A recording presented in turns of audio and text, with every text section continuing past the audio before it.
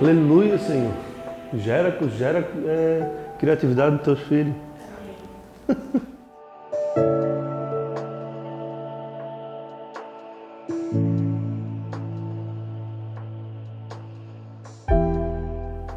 Eu era um viciado, era totalmente desregulado, nervoso, desequilibrado, mentiroso, totalmente voltado para as coisas pessoais. Mantinha a minha família sobre um cativeiro de autoridade, não conseguia me relacionar com o mundo direito, só queria saber conquistas e conquistas e conquistas. E nesse período eu passei mais de 20 anos, né? Mais de 20 anos no mundo das drogas, e nesse período eu deixei a minha família muitas vezes para poder estar nas noitadas com as drogas, ia para a praia mesmo não tendo onda, para poder usar as drogas, ficar em consumo, e eu vivi aquele mundo por muito tempo, né? A minha maior dificuldade foi justamente entender que a minha esposa estava certa, que ela estava escolhendo um caminho adequado, né? Um caminho que teria a possibilidade de mudar a nossa história. Nós estávamos quase se separando, eu fui violento com ela muitas vezes, e naquele período ali eu não sabia nem quem eu era, né? A verdade era essa, não sabia nem quem eu era. Fazia coisas que até o diabo, eu acho que se surpreendia.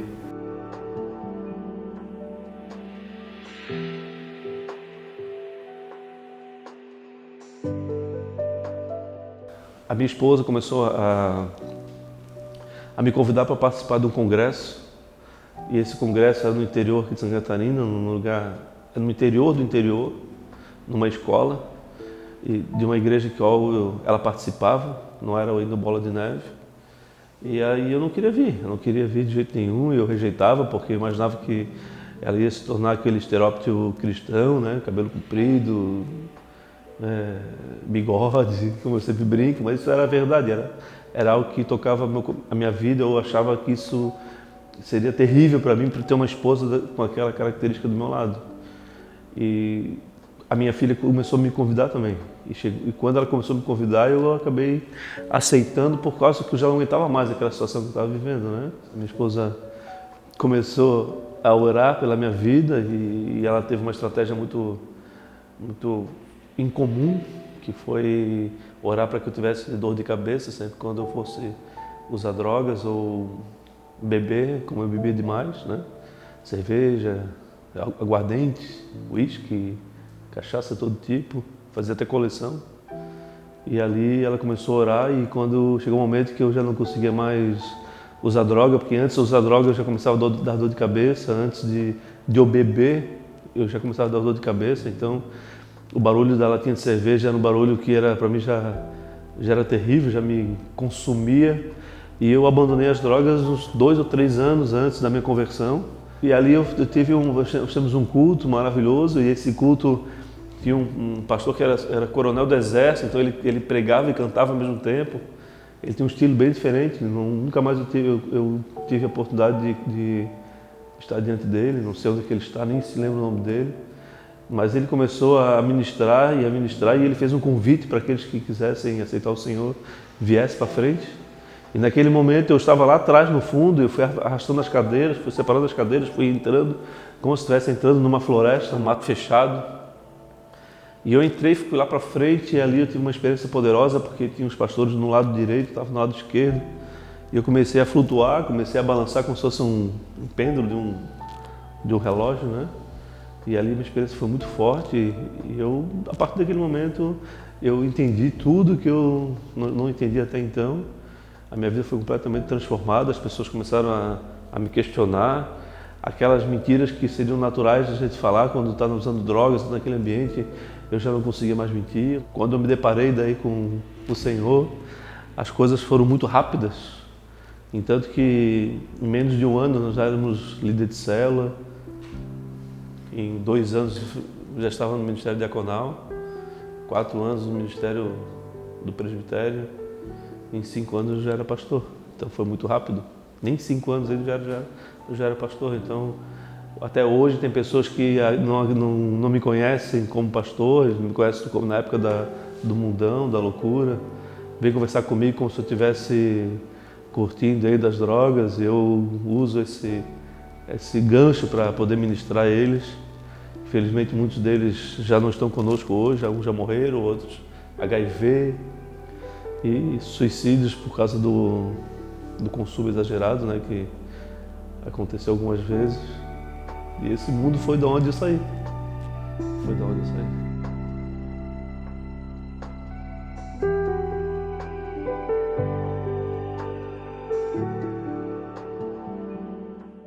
Assim que eu tinha me convertido, a minha esposa, ela participava de uma igreja lá na Vila das Torres, São José, e nós morávamos no sul da ilha. E nos domingos era muito complexo para sair de lá na fila do verão, principalmente. Demorava muito tempo. E teve uma cunhada uma irmã do meu cunhado, que nos falou que existia uma igreja que tinha um púlpito, uma prancha no púlpito, e eu passei a vida toda surfando, isso fazia parte da minha vida. Na primeira quarta-feira eu estive lá e não era na quarta-feira, na quinta-feira nós retornamos. E a partir do momento que eu entrei na igreja Bola de Neve, eu vi aqueles quadros que eles tinham lá no Rio Tavares na época, e o púlpito com a prancha e o Andrezão. O Andrezão pregando. Me lembrei dele agora. O Andrezão pregando, ele pregava: morra, morra. Primeiro dia que eu entrei na igreja, e o Andrezão falando para que morresse, para que a gente morresse, e eu assim, meu Deus do céu, esse homem é maluco, aqui mandando eu morrer, quer que eu me suicide. Eu não entendia nada ainda, e ele foi pregando sobre morrer. Na pregação eu entendi que era morrer para nós mesmos, para que o Senhor pudesse ter liberdade, né? E ali ele foi pregando aquilo, e ele fala: morra e torna-se um homem, seja homem, seja homem. E ele foi pregando bem daquele jeitão dele, assim. E aquilo ali me deu muita força já na primeira vez. E nunca mais eu deixei de participar de um culto, de vigílias. Então eu sempre estive presente. E a minha esposa também influenciava, né? Ela quando eu não queria, ela que queria ir. Então nós passamos a estar sempre lá. A Bruna também gostava de ir, tinha as amigas dela. Então a gente acabou participando muito tempo, muitos dias das programações. E aquilo foi de uma intensidade tão forte que em pouco tempo nós já compreendimos muita coisa, nós já participando de tudo, já estava compromissado com muitas coisas, né? E ali foi onde eu conheci Bola de Neve, foi ali que eu me envolvi, comecei a participar de tudo que eu podia participar. Eu me lembro que no dia 10 do 10 do 10, 10 do 10 do 10, era um domingo, o pastor Digão estava pregando sobre decisão, o dia da decisão. Foi no dia que eu e minha esposa fomos ungidos diáconos lá no Rio Tavares, Bola de Neve Rio Tavares. Até então nós éramos recém-convertidos, eu fiquei 2 meses na igreja anterior, e eu já estava ali já uns 8 meses, 9 meses na igreja. E aí, naquele dia 10 do 10 do 10, a pregação da decisão. Na última hora, o pastor Digão nos acrescentou no grupo de diaconato. Aquilo ali foi muito forte para mim e para minha esposa. Naquele dia, nós já sabíamos que nós iríamos nos tornar pastores. Naquele dia, Deus falou comigo e falou com ela que nós precisávamos nos capacitar, porque antes de eu ter 40 anos, eu já seria um pastor. E eu tinha 36 anos, né? Então era muito pouco tempo. 2 anos depois, no dia 28 de março de 2012, num culto sobrenatural, Deus respondeu ao pastor Digão mais uma vez. E naquele dia, as 3 pessoas que Deus estava falando com ele, 3 casais, o que ele tinha falado com Deus aconteceu e nós fomos mais uma vez ungidos, daí no caso agora o Ministério Presbitério, e a partir dali fomos chamados ao Ministério da Palavra. E em 4 meses nós estávamos já como missionários aqui na Palhoça. Em agosto de 2013 nós já inaugurou a igreja. Ficamos até final de 2015 na igreja pequena e a partir de abril mais ou menos de 2016 nós estamos aqui hoje com muitas vidas, né? Muitas crianças demais, né? E eu tenho convicção de que não é a metade da quantidade de vidas que Deus tem para nós. Isso eu tenho certeza. Uma pessoa extremamente ocupada, eu e minha esposa, nós trabalhamos ainda e para nós seria muito mais fácil, muito mais simples nós termos uma igreja pequena, uma igreja com poucas pessoas, seria tudo muito mais tranquilo para nós, né? Mas por algum motivo Deus não quer dessa forma e hoje nós estamos com uma igreja grande, né? À frente de uma igreja com muitas vidas e não só vidas, né? Vidas transformadas, restauradas. E isso é o nosso ministério, é o mistério de Deus até hoje, né? Eu já tenho convicção de que eu seria como meu ministério como se fosse o ministério de Neemias, que um homem que nunca foi chamado por Deus, não teve um chamado como Samuel, como Moisés. Ele simplesmente ouviu a má notícia, arregaçou as mangas e fez acontecer. E aquele desejo de cuidar da minha filha, da minha família, o amor pelas crianças, como eu sempre tive, eu comecei a juntar a galera para cuidar, para proteger e foi uma célula, a célula começou a ficar muito grande, daí começamos a multiplicar as células, daí fomos discipulando as células, até que chegou um momento que Deus deve ter falado com o pastor Digão, certamente, e me enviou aqui para Palhoça para começar o núcleo. A gente vinha aqui, de 15 em 15 dias a gente vinha para cá, e eu tinha um carro que era um Renault Grand Tour, e ali eu trazia a prancha, trazia o púlpito, trazia as caixas de som, trazia os microfones, trazia o tapete do Ministério Infantil, brinquedos do Ministério Infantil, nós trazia o óleo, nós trazia o gasofilaço, nós trazia tudo. Nós trazia tudo, chegava aqui, montava tudo, esperava o pessoal chegar, daí fazíamos intercessão, eu pregava, a gente estava vivendo algo que a gente não sabia o que fazer, né? Literalmente. E a galera foi juntando, e aí nós já estávamos com umas 30 pessoas, alugamos um lugar e fomos trabalhando, cuidando das crianças. As coisas começaram a acontecer, até o dia que a gente tinha um combinado que quando alguém sentasse no chão por não ter lugar, aquele momento seria nosso sinal para que a gente estaria mudando de endereço. Isso aconteceu em outubro de 2015. Em dezembro de 2015 a gente já estava com o contrato de aluguel fechado e começamos a reforma em janeiro de 2016. Em abril de 2016 nós inauguramos a atual igreja. Nós não tínhamos nada, eram mais 100 pessoas e as coisas foram acontecendo e Deus no controle o tempo todo, né?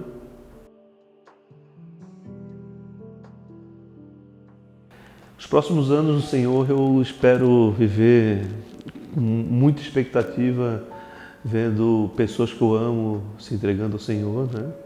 Pessoas que fazem parte da minha história diante do Senhor, conhecendo esse Senhor que maravilhoso, que não cobra nada, não culpa, não condena, né? Ele está sempre com a mão estendida, sempre do lado e independente dos nossos erros, Ele está sempre disponível para nos abençoar, nos perdoar, nos trazer para perto, nos acrescentar.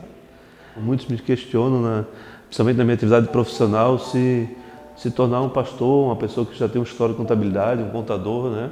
Se isso não seria um suicídio intelectual, né? E eu falo para todas as pessoas que não, muito pelo contrário. Quando entende e conhece o Criador, tudo aquilo que você aprende diante da criatura, dentro da tua capacidade gerada por ser uma criatura, tudo você começa a entender de uma forma mais ampla, uma forma mais complexa, mais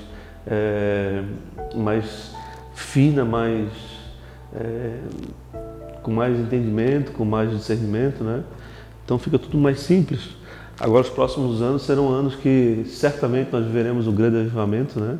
Famílias que jamais se achegariam ao Senhor vão estar adorando o Senhor, vão estar servindo ao Senhor. Multidões de jovens se entregando ao Senhor. Eu tenho orado para Deus dar um lugar ainda maior para nós, para que nós possamos colocar todos eles pela fé. Nós chegaremos lá. E eu vejo todos eles, quando eu vejo aqueles teens pulando ali na frente, para mim, aquilo dali, na frente no culto, aquilo dali para mim representa muito aquilo que eu sou, de alegria, de ver esses jovens pulando. Cada pulo que eles dão é como se eu estivesse pulando, né? A minha idade já não é mais de 16 anos, mas eu me sinto jovem ao lado daquela juventude toda, aquela alegria toda. E a gente começa a ver a maturidade em meninos com tanta pouca idade, né? Eu, como sempre brinco, é como se eu gostaria de ter me convertido naquela idade. Daí o Senhor diz que não, filho, eu te formei antes de você vir para mim, porque você já fazia parte da minha proposta. Eu queria você formado com uma característica específica, e hoje eu compreendo isso, mas eu gostaria de ter me convertido bem antes, para poder participar daquilo que esses jovens estão participando, os adolescentes, né? Os teens. E eu brinco sempre que se eu tivesse me convertido naquela época, hoje eu já seria um vice-querubim da guarda real, né, aos pés do Senhor já lá no céu, mas não foi essa a vontade do Pai, né? Hoje eu estou aqui como servo, como mordomo, servindo essa galera toda aí, né? Muita responsabilidade, muitos compromissos, mas entendendo que nós podemos fazer mais ainda faço pouco, muito pouco, e eu creio que aquilo que nós precisamos fazer nos próximos dias vão ser surpreendentes, e a minha oração é que muitos se ajuntem a esse processo, porque quanto mais se juntarem nesse processo, mais jovens, mais pessoas, mais famílias nós poderemos acrescentar. E é justamente nesse acrescentar do Senhor de vidas que é a minha energia, que é o meu combustível hoje, né? Muitas pessoas, quando são assoladas, são humilhadas, elas se afundam, e isso comigo nunca aconteceu. Quando as pessoas me humilham, as pessoas berram comigo, se tornam violentos, qualquer tipo de atitudes equivocadas sobre a minha pessoa, aquilo parece que me dá mais energia, ainda mais força para viver a transformação, para ser capacitado e transformado, né? Eu, diante do Senhor, eu sou uma pessoa totalmente disponível. Eu tenho muita facilidade para renunciar às minhas coisas, à minha vida, para as coisas de Deus. Isso é uma característica minha, que até minha esposa fala constantemente que ela não conseguiria. Eu amo o Senhor, né? Amo as crianças, amo a todos aqueles que estão comigo. A minha vontade mesmo é de pegar no colo, principalmente aqueles que estão mais fragilizados, né? E pessoa que nem sempre dá, porque é realmente um homem, uma mulher, né?